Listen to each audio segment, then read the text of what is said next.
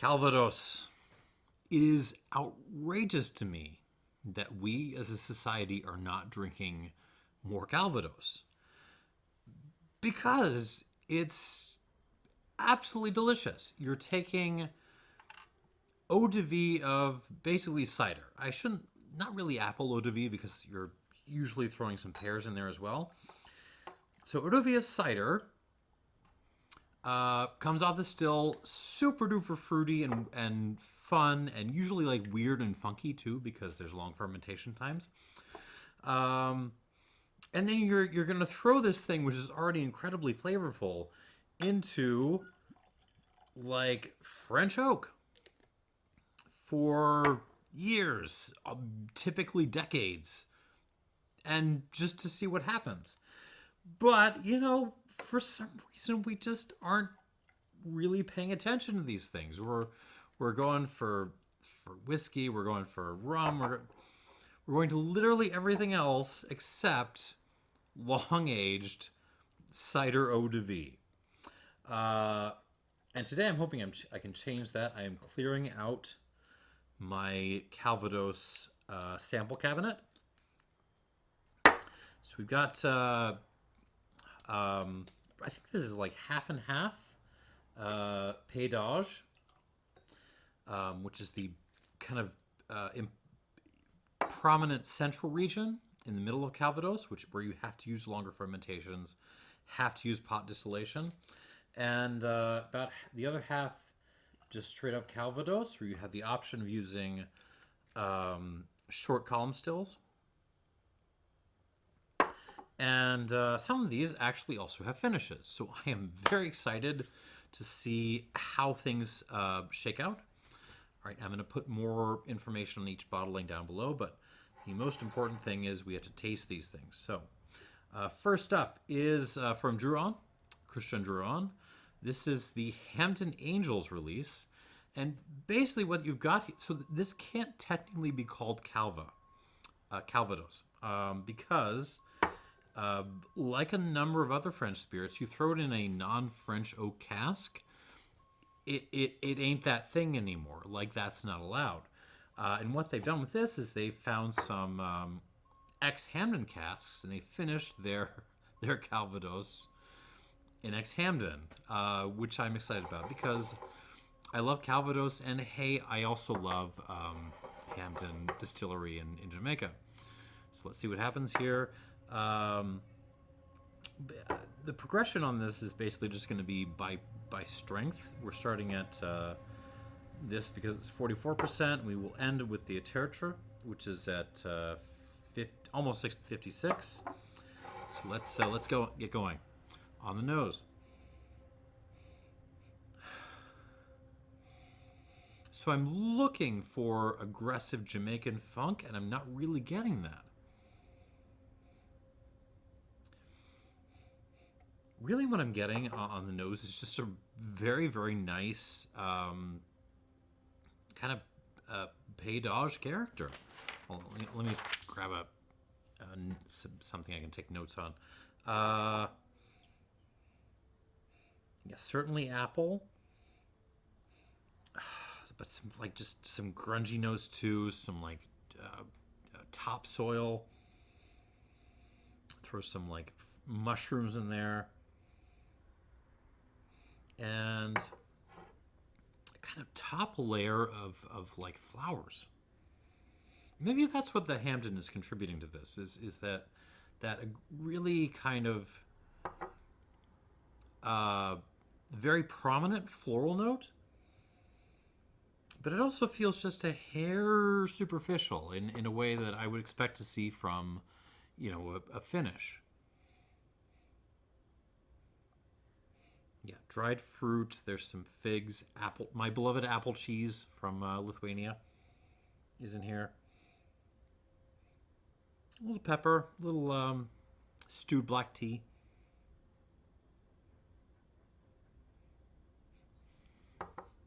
Not super duper rocking my world, but smells nice. On the palate, here we go.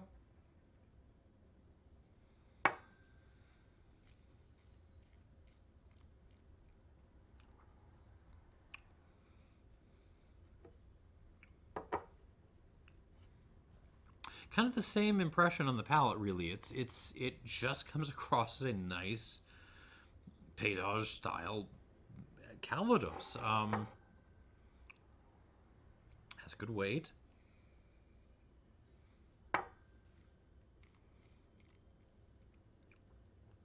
Yeah, like bitter apple, funky cider apple, some topsoil in there. Bit of like there's a little bit of an auto body shop character to this, which I'm enjoying. That kind of floral character, a little bit of like it almost comes off as almost like a soggy dryer sheet, but not bad. Like nice soggy dryer sheet.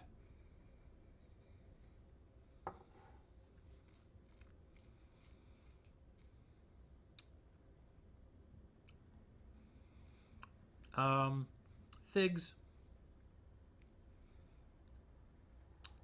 Hints of nuttiness, but it's almost more like a nut, like a skin of a nut, more so than the nut itself. I know what I'm talking about. I don't know if you do, but yeah, it's nice. I have nothing against this. It's not sort of changing my world in any way, but yeah, it's good.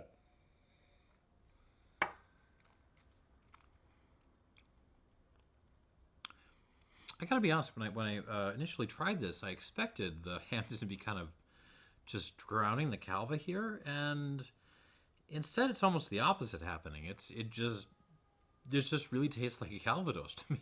It just tastes like what I want a Calvados to be like. Yeah, and that's fine. I'm not sad about that at all. Let's give this a little water and we'll move on. 2, 3, 4, 5, 6 drops or so. I'm curious to see if the finish comes out with a little water. All right, next up is the Toutain. I think that's how it's pronounced. 10-year-old, and this is so it's was distilled in June 2008. But this did see a finish in Pineau de Charentes, which I have a video on that. If I remember, I'll try to link it up below, but you can search for it on the channel. Pineau de Charentes is basically what happens when you take amazing grape juice, grape must, and you spike it with cognac, and then you basically marry them in barrel for a year or two or more. So they can still call this a Calvados because it's still French oak. The rules are interesting. Cask 39 and 44.9% alcohol by volume. Now, this is... Oh man, let me check my notes on this. Thank you for understanding. Yes, this is just a Calvados, so it's not a Pétage. So this is probably off a column still. And that's fine. Like, you're not talking about big industrial, rum or vodka style column stills, like where you're getting something that's, 95 odd percent alcohol, or at least over 90. You're talking about shorter column stills, still continuous distillation, but you're getting something that's coming off the still with a lot of of character to it still. Sorry, I will stop talking and just give you some notes on this. Yeah, here we go. Apple cheese right up front. Again, my initial thought is I'm not sure what the finish is doing here.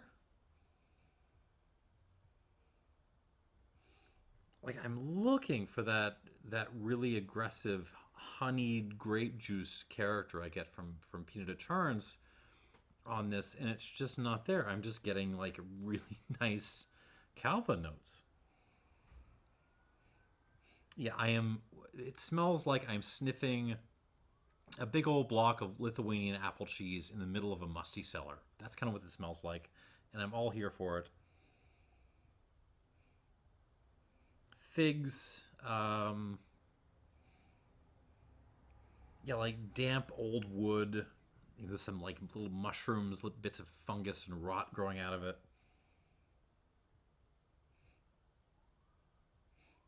Certainly some black pepper.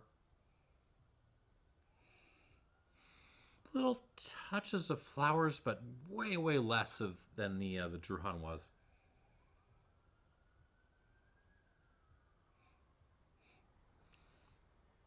By the way, I'm sure if you were French and you're watching this, you have all the corrections to my pronunciation, and I understand. You may post all that below. I'm American. I'm doing the best I can.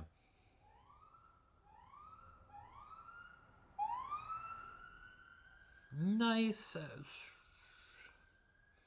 Not throwing a ton of layers at me. I mean, no, was the Drouin for that matter. If I can be honest. Um,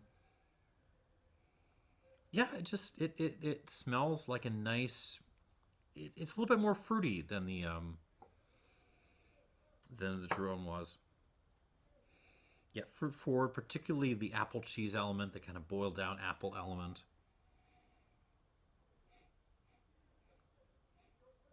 Very nice on the palate.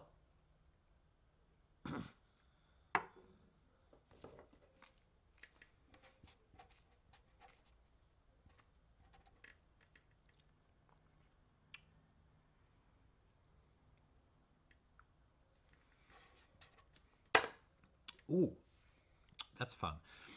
So a lot of pepper, a lot of black pepper on the front end, a lot of apple cheese, but on the finish, after the swallow, there's this little twist into like lemon juice, just a little bit. Just like it's really like a transition from, kind of black tea and apple cheese. And it's just like suddenly like there's a little splurt of a lemon juice in there, and I'm really enjoying it.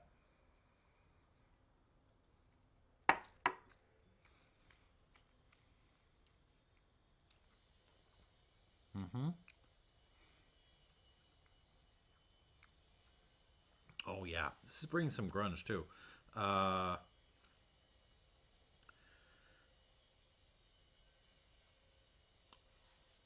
so yeah, apple cheese, black pepper. Um, what is that? Like potting peat. So I'm not talking like Scotland peat that you would burn for fuel. We're talking like peat that you would put in a pot for plants. That kind of peat. Uh, some like nutshell, fig again. That's pretty dominant on this. Little prune, dried cherry, and then just kind of on the back end, on the finish, like this beautiful emergence of yeah, like lemon juice.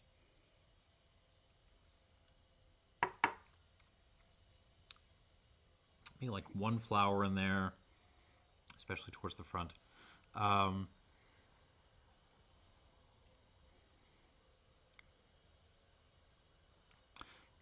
Very nice. From my palate right now, this is kind of leading over the Drouin, but we'll see what happens when I come back to it.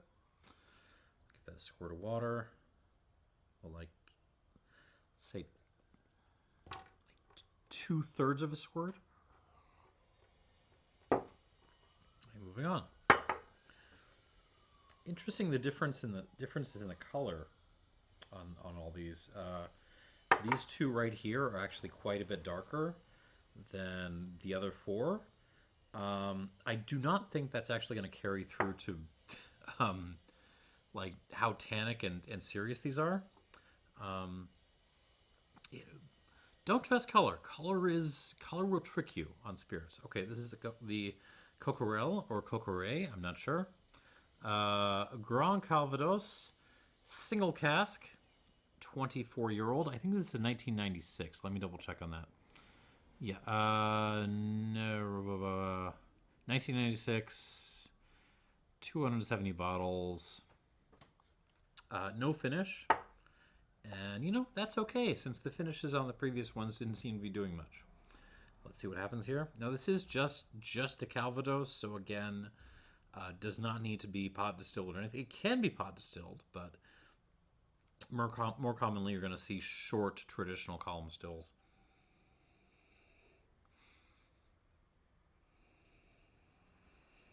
Now this is really oak forward. There's definitely the apple there, the kind of apple cheese element. But it's really being led by prunes, figs, golden raisins, even a little bit of apricot.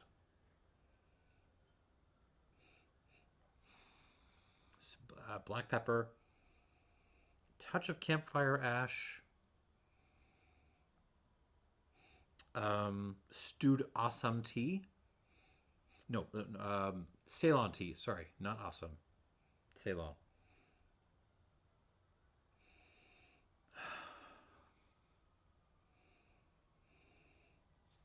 And I mean, you can tell it's Calvados. Like the appley character is, and the kind of grungy, almost muddy note is in there.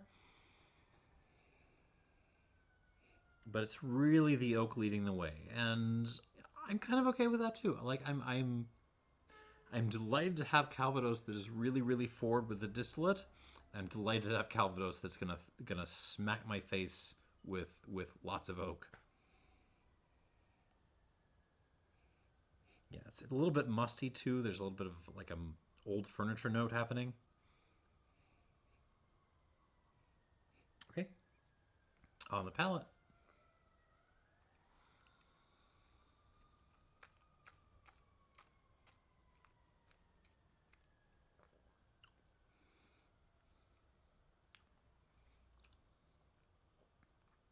Oh, that's good.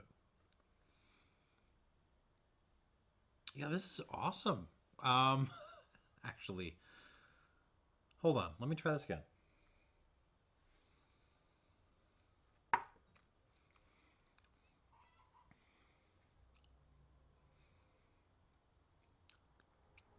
This is not going to be a flight where, you know, one bottle is going to run away with it. This is going to be a battle by degrees. This one, again, as I was expecting from the nose, has the most like aggressive oaky component on the palate so far, which you would expect. I mean, it's 24 years old, but and I would expect a lot of that is in just like fresher oak.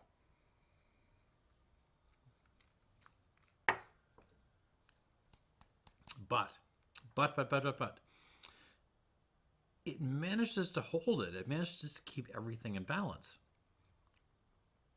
Oh, and there's some nice, almost like there's prune, but it's almost so like just fresh plum, like sour plum happening. Oh yeah, this is nice.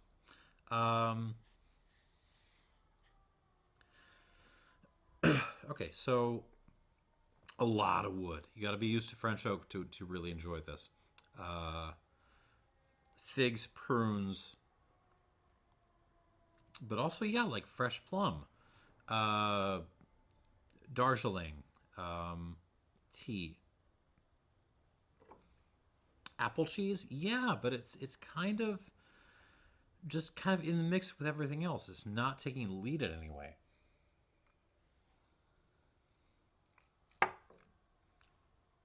Mud, musty wood, like furniture wood. A little bit of clove, a little bit of allspice. I'm looking for cinnamon because I would expect to see cinnamon, and I'm not really finding it. Finish is actually very impressive. I'm still tasting this, and I'm expecting to keep on tasting this for the next couple of minutes if I didn't taste anything else. Yeah. All right. Okay, so that's a preliminary note. Other things I can say about this: wood forward Calvados. Like that's the style they're running with here.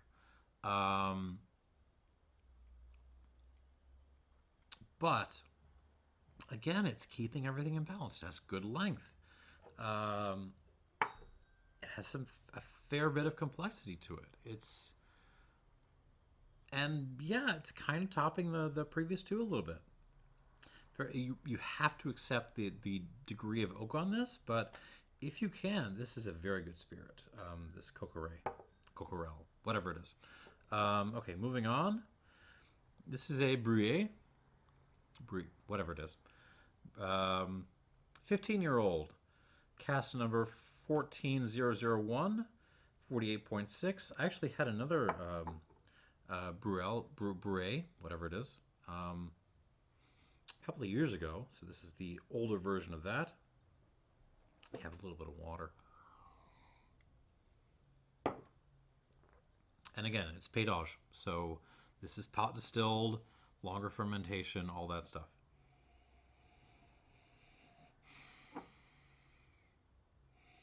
So the previous Breuil I can recall having was it was a dead ringer for a very, very apple-y style of like Speyside malt whiskey. This is not. This is let me get my bearings on this. It's very dusty. It's very musty. It really feels like, you've gone into the west, maybe the desert part of Oregon or something, and you're just like holding an apple and you're trying to smell it, but then there's like a bunch of like dust and dirt kind of flying into your face. And that's what this smells like. This is, apple. It's not really dried apple. It's not really apple cheese. It's more like, like fresh green apple. You're trying to smell in just a sea of like dust and dirt and like maybe like rock, or like rock dust.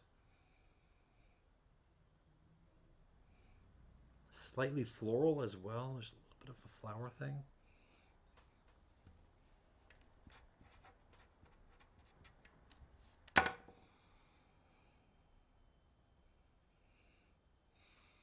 Start to pick out some more woody notes if I push.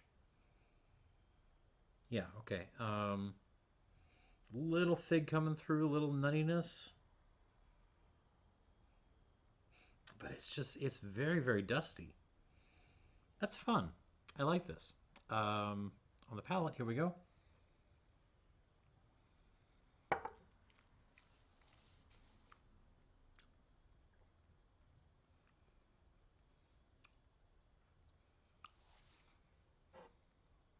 One more time.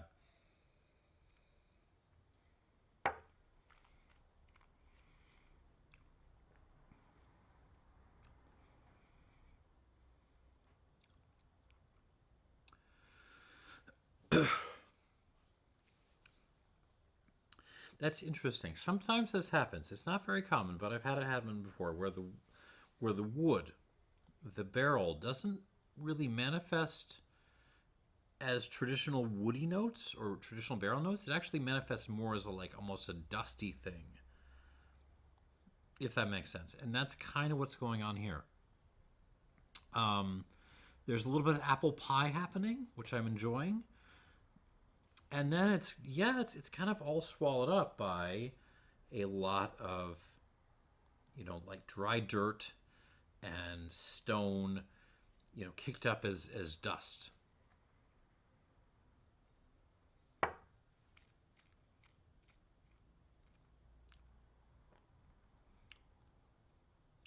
But there's a good finish. There's some structure.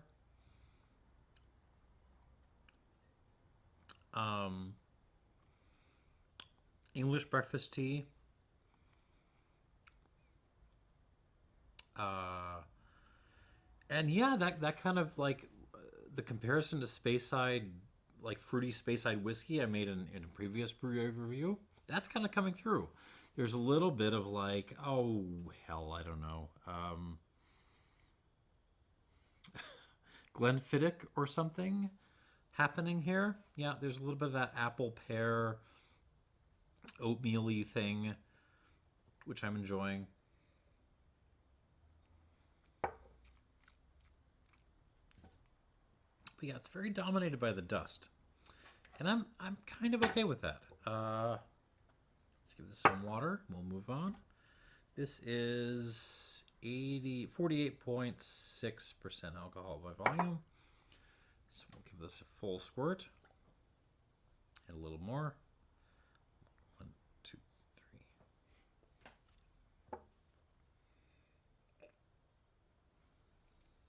3. So far, it is still the Coquerel that's winning for me. Let's move on, though. All right. Second from the end of the lineup is the Merval, which is, again, I'm pretty sure this is just a straight up Calvados. It's so again, short column distilled, traditionally made. This is a 2002 vintage, cask number 103, 51.0% alcohol by volume, I think.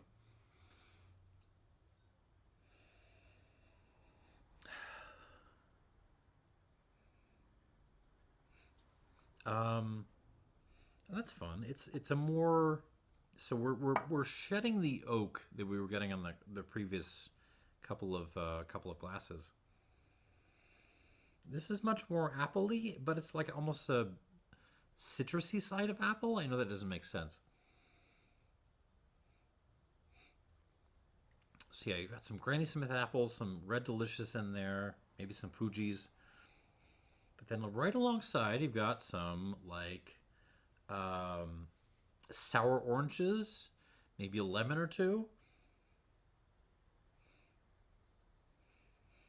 white pepper, but it's very pure with the kind of expression of fruit that it's going for. The oak is not getting on the way on this.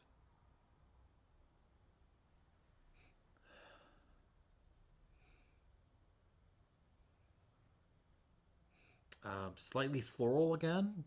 I mean, with apple-based brandies, expect flowers to show up at some point. Like, it's pretty common for that kind of style.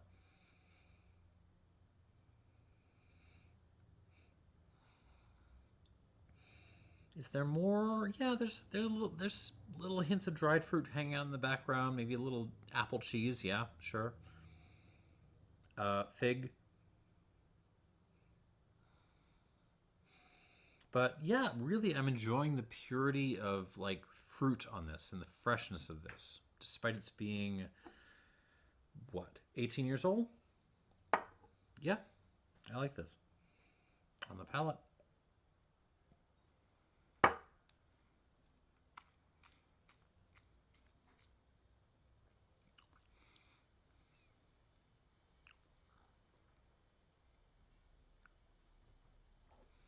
One more time.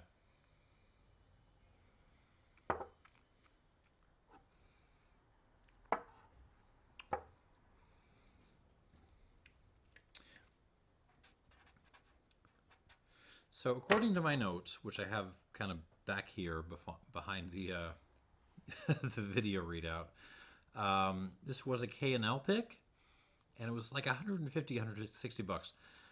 I don't know if I can see that price point. It's very, very, very, very good and very just crushable. But in some ways, it's not delivering those kind of third-tier flavor profiles I would look for at that price point. What this is doing is throwing a lot of, yeah, definitely some apple, pear, quince even, mixed kinds, so like cider apple, but also like dessert apple thrown in there. A little bit of lemon peel, lime peel as well.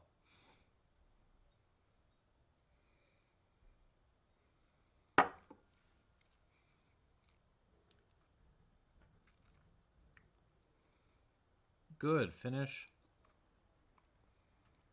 Again, slightly floral, just a few dried flowers thrown in there, pepper.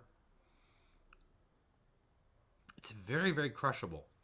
Of all these so far, like if I were to drop all these so far on the table during like a tasting with a bunch of nerds involved and was just like a session, drinking session, this is the one. This Merval is the one I would expect to die the quickest because it is just the kind of the most. It's the most drinkable so far. But that being said, I don't think it's the most complex.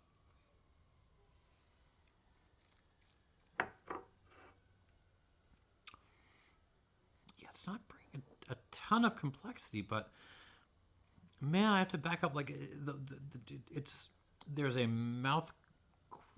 thirst quenching, mouth watering character to this, and I think it's the little citrusy elements in there that make me just want to have another sip anytime I think about this.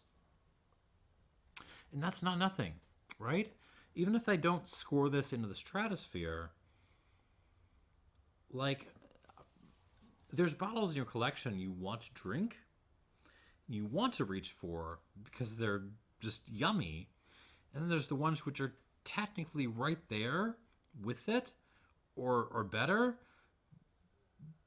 but you never reach for them. You know what I'm saying? Okay, let's give this a squirt of water or two, and we'll come back to it.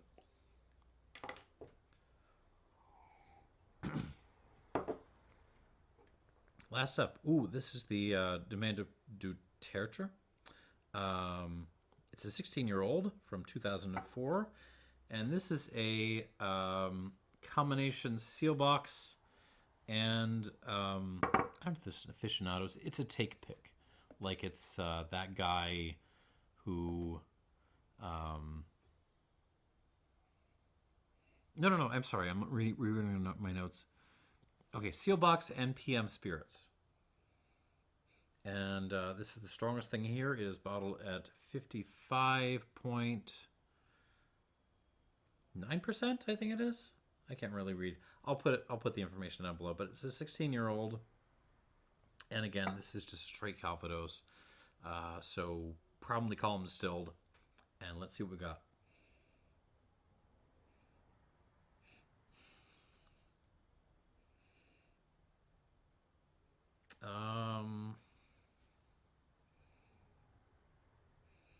Yeah, okay, it's apple, but it's cider apple. It's bitter apple on the nose.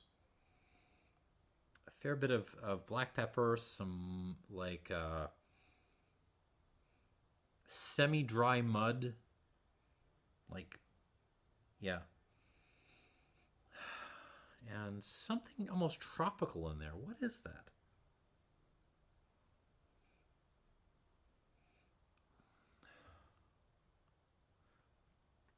I want to say guava. Yeah, let's go with that. There's a little bit of a guava note, something tropical, something like that happening in there. A couple of flowers thrown in. Okay.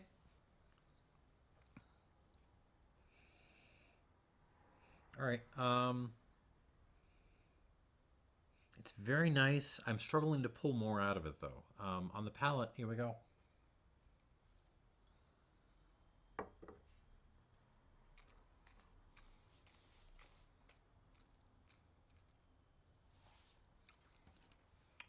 Ooh.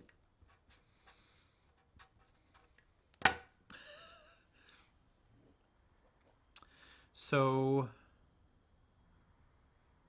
sometimes on apple-based spirits, I get a note. How do I put this? How do I put this delicately? There's a little bit of a pee-pee note on this. There's a little bit of a urinal cake note on this, but it's not bad. And I know it sounds bad, but it kind of works in this context. If you can roll with a urinal cake note in your Calvados, I think you will be into this.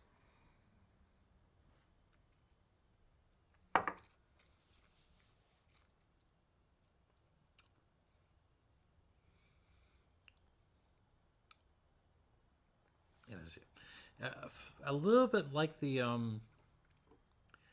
what is this? The Coquerel. Sorry, this is really more driven by the oak than by the spirit. But the spirit elements that are there are more interesting, but controversially interesting. It's got that kind of like bitter urinal cake element to it. Mud. I'm trying to look for other stuff and I cannot get that out of my mind.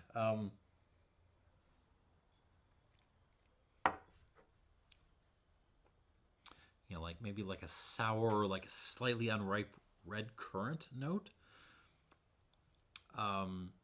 Green apple. And then lots of French oak. Again, figs, prunes, dry cherry, touch of golden raisin, breakfast tea, stewed breakfast tea, and little bit of like a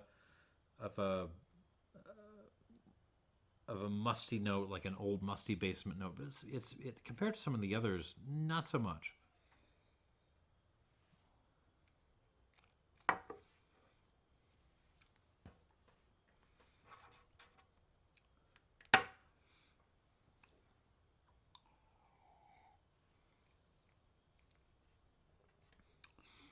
Given the prominence of this, the connection to PM and stuff, I was honestly expecting a little bit more, but it's nice, and I'm appreciating the pleasantly bathroomy quality of this.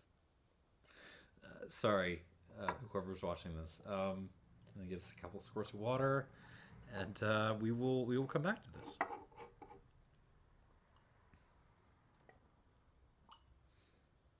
Please don't take any notes of mine as negative. I'm actually, this is nice.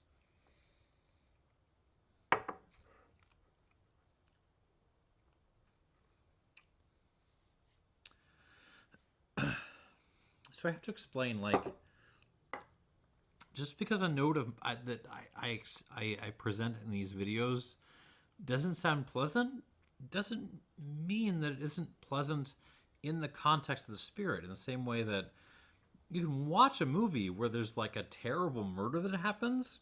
If a terrible murder happened in front of you in real life, you would be like horrified and, probably stunned silent or something like that. But you watch in the movie and you're like, ooh, that's interesting, or yeah, that's awesome. Like, there's just a different reaction in the context. You see what I'm talking about?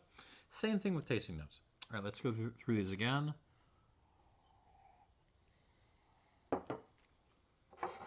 Give these some final scores. All right, back to the Drouin, finished in Hampden, the Hampden Angels. On the nose, there's actually a little bit of strawberry coming through now that I've had some water. Yeah, like almost a strawberry bubblegum note on top of the apple. Maybe that's the hand finish reasserting itself. I don't really know, to be honest. Most of this still just smells like a nice Calva, if I'm honest.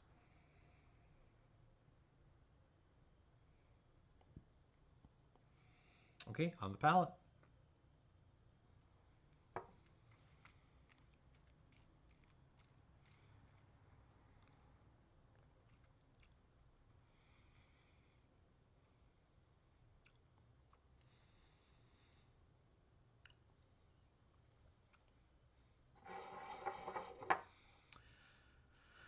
With water, it feels like it loses a little bit of a step. Hold on, let me try one more time.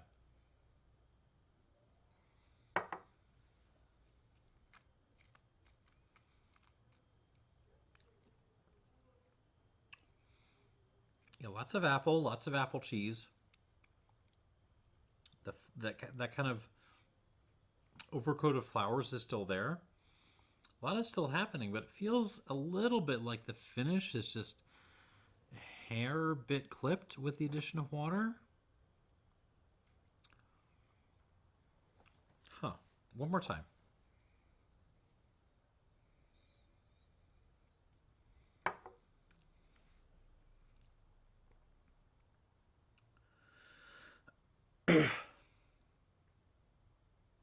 I don't know.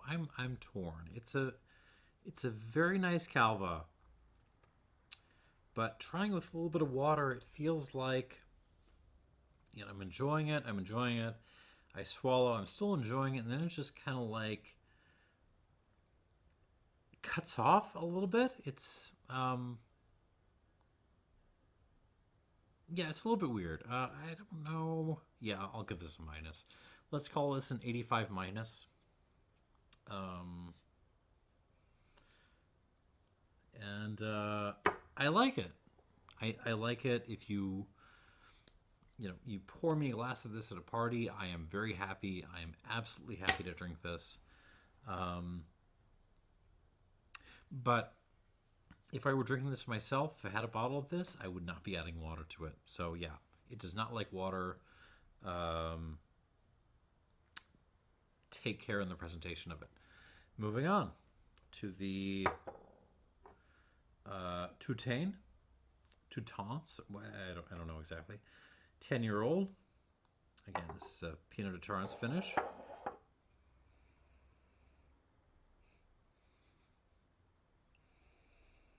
Kind of much more aggressively appley.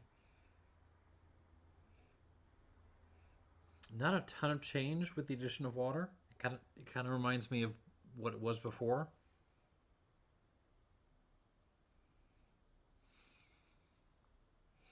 Maybe a little bit more kind of overt kind of woodiness, like I'm smelling just old furniture. Not old furniture that's kind of like started to rot or anything. Like it just smells like old wood, but nice. A lot of apple still in there. Yeah, okay. On the palate, here we go.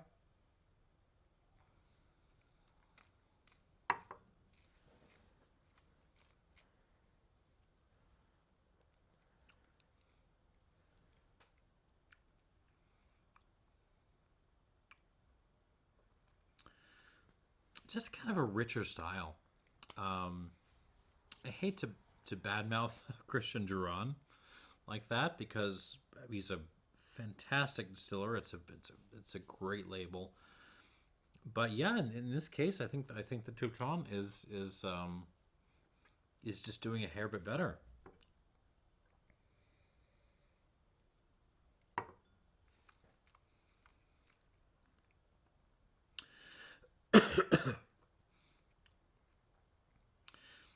Yeah, there's just a great intermingling of those appley notes, apple cheese, but also a little bit of fresh apple in there. A couple of flowers with, a heavy dose of French oak. And it's nice. And yeah, there's still that little twist of lemon, that little sour note on the back end, which I'm enjoying.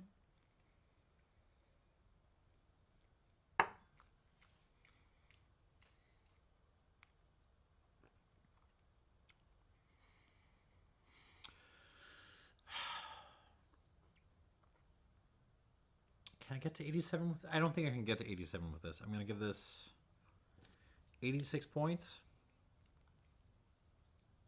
And it's just really nice. I don't know what the finish is doing to this. My sense is it's not contributing very much. But yeah, if you see this bottle out there, it's lovely. It's worth a grab. Let me have some water.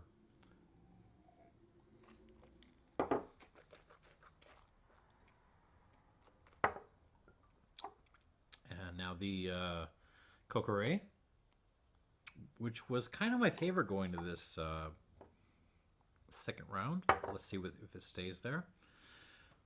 On the nose.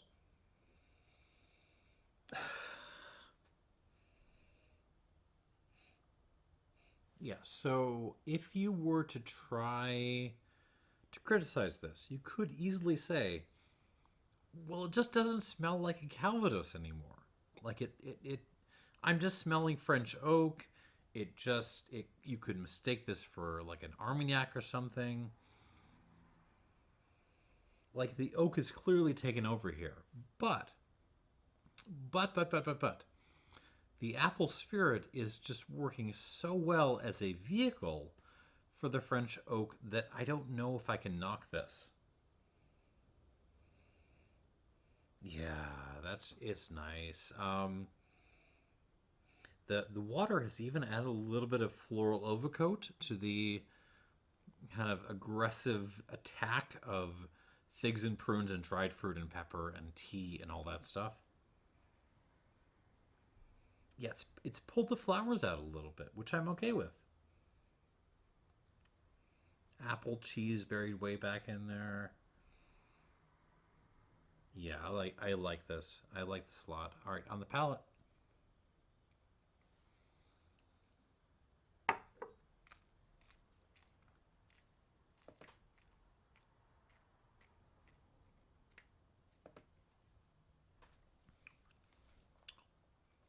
Sorry, I just wanted to check the pricing on this.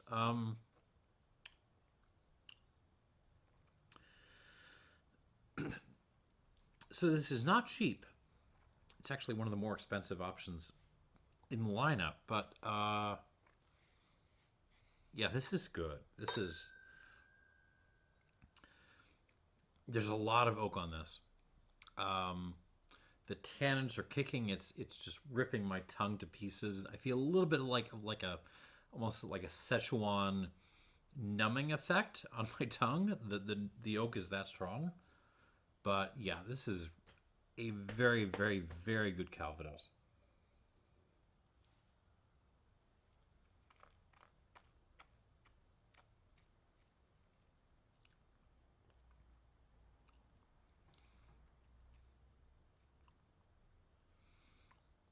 Tons of French oak.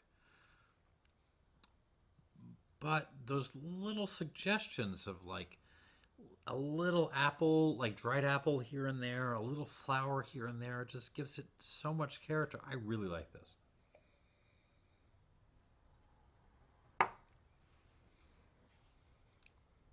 If I were to at a party, would I reach for this before I would reach for like say the Merval or something?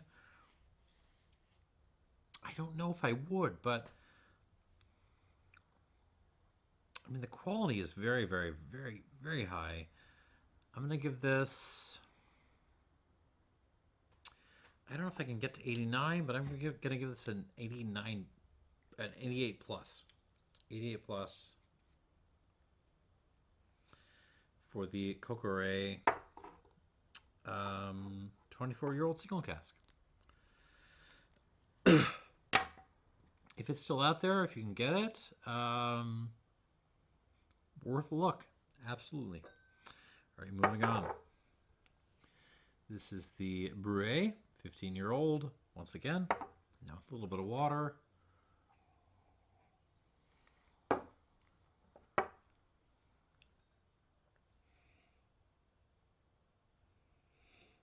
Yeah, it's really doing that kind of funny, like dusty oak thing that I mentioned before. It's actually the kind of fruit and some of those other more distinct elements have really receded a little bit with the addition of water. It really just smells like dusty oak. So, like not even chopping up a bunch of French, like old regime furniture, but like grinding up a bunch of old regime furniture, little bits of dust, and like throwing them into your face. That's kind of what this smells like, with a little bit of apple thrown in.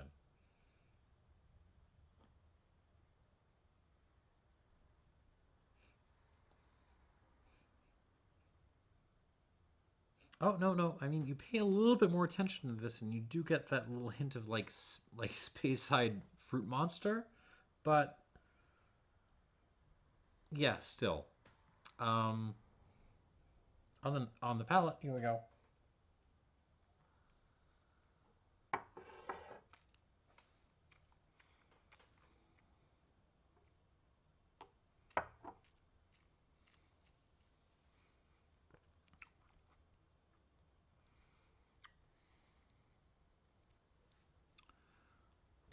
Mm.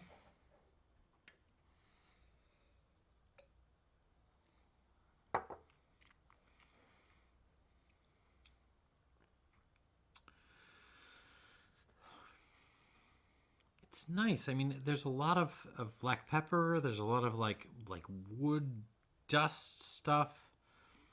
Suggestions of apple spirit.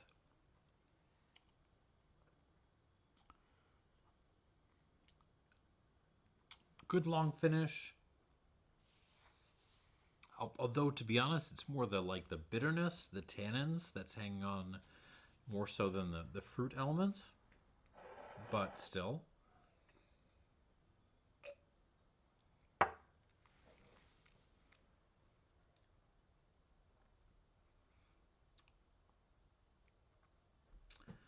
But no, I'm trying to find like an 88 or an 87 in this, and I can't make it. I think this is kind of in the same camp as the Toutain, Toutain, whatever it is. I'm going to give this an 86. 86 out of 100 for the Breuil here.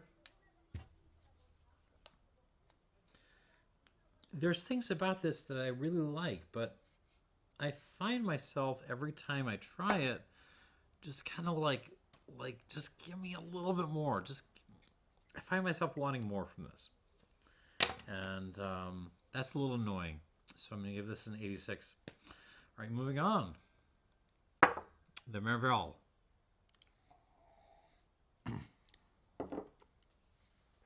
One of the more expensive options here, but kind of initially at least one of the more crushable options here. So let's see what happens with a little water.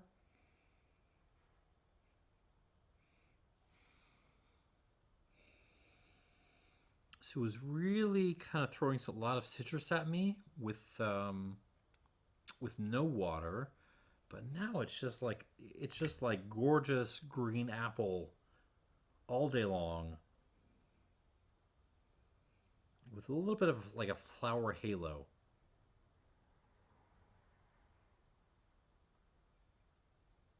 Yep, that's kind of all there is to it. It's a lot of green apple, a lot of flower, a little pepper too, maybe.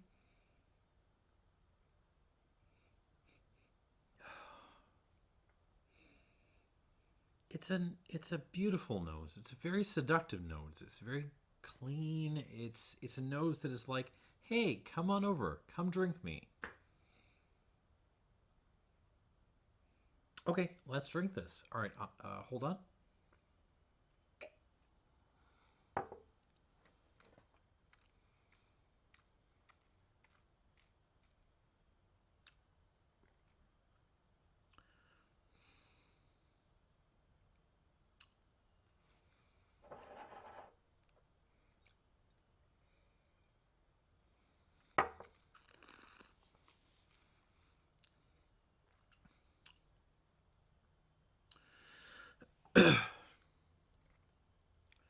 Interesting. So this still has with water. This still has the crushable quality before, but um, and really no changes to the flavor profile. It's still that same kind of like purity of fruit thing going on, but it does kind of make the finish a little bit clipped. Oh no, I don't want to score this less than the. Hold on, let me try the Breuil again.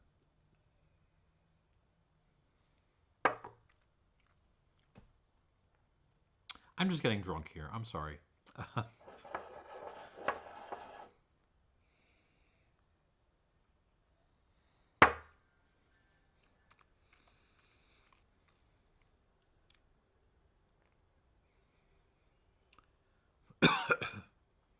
No, I think even with the finish kind of falling off a little bit more than I would like, adding water adds a little bit more structure to this, brings out a little bit more mouthfeel, like rocks, black pepper to kind of compensate. Oh man, what do I score this? I'm torn between like an 86 plus and maybe an 87 minus. One more time.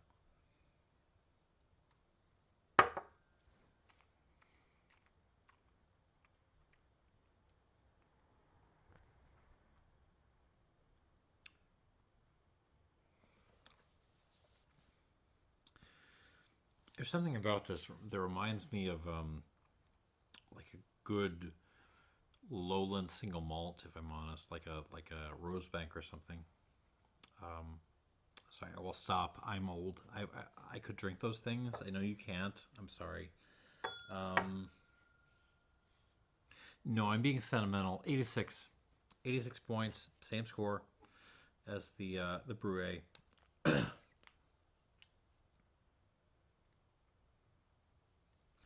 I think I'm knocking this up just because it's more drinkable. And that's not nothing. But objectively, I think I have to give this the same score as the Breuil and the Toutain. I think it's at that same level. But price no object, I would rather have a bottle of this. I would rather have a bottle of the Merval. Moving on to the Tertre.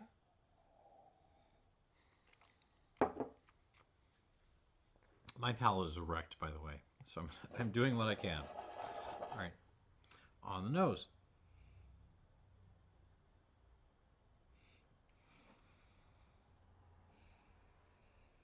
A little bit mustier than it was before, at least on the initial contact. We're throwing up a little bit of just like old cellar.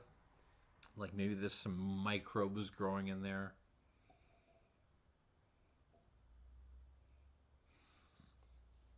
But yeah, a lot of this is still just like a bitter apple, sour apple, cider apple.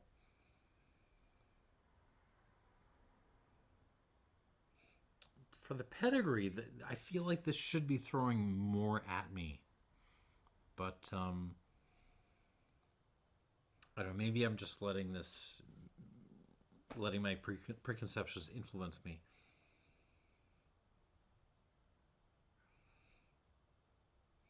It's nice, but I don't know if it's elevating itself over the previous couple of glasses, if I'm honest. On the palate.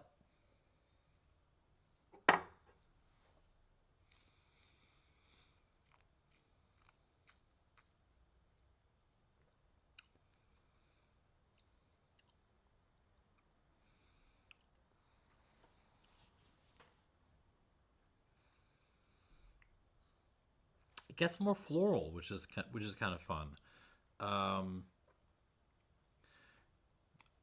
Yeah, there's almost a little bit like an apple flavored dryer sheet happening thing here.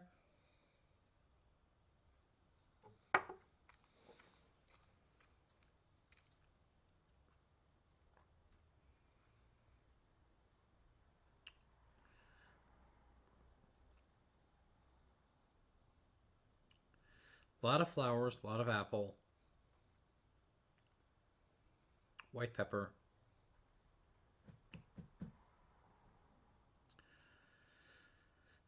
Fairly long finish. It's complex. I don't know if it's holding itself together as well as I would like, but it is a hair bit more complex than a bunch of these others. More time.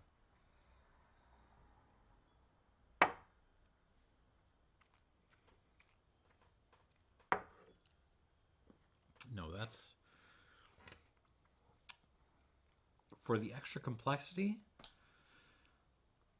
Yeah, that's extra. That's worth an extra point. 87 points for the Tertre.